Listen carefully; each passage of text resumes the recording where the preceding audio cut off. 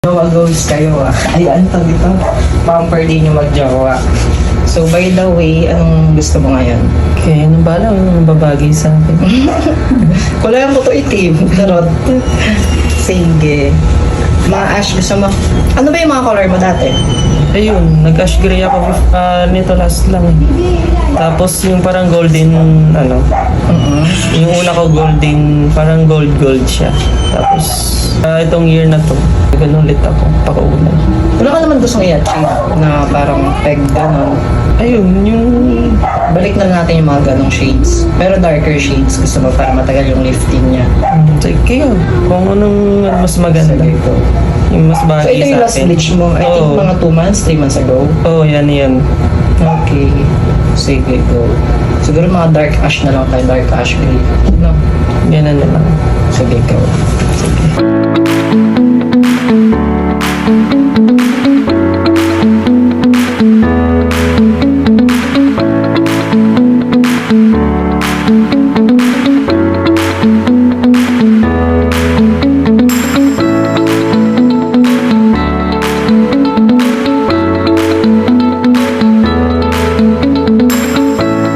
Ayan. So, ito na po yung dark ash gray, sir. Kumusta po? Ganda. Wala bang ano? Wala ba tayong naramdaman sakit? Or hapde? So ngayon, So, ngayon wala na. Wala. Kanina meron. Normal siya, pero hindi naman kahapdian. Ayan. Achi po ba yung gusto niyong color?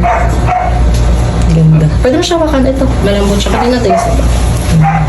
Ganyan ba talaga texture ng buhok mo before? O hindi? Hindi. Kanina medyo kasi may May wax. Pero pag walang wax, ganito. Hindi. Hindi na. Ayan. So, binlower lang natin siya. Gamit ka lang purple shampoo and purple conditioner para magtagal yung fade. Ano na yan? Yung gantong color para abutin ng ilang buwan. Thank you po. Thank you.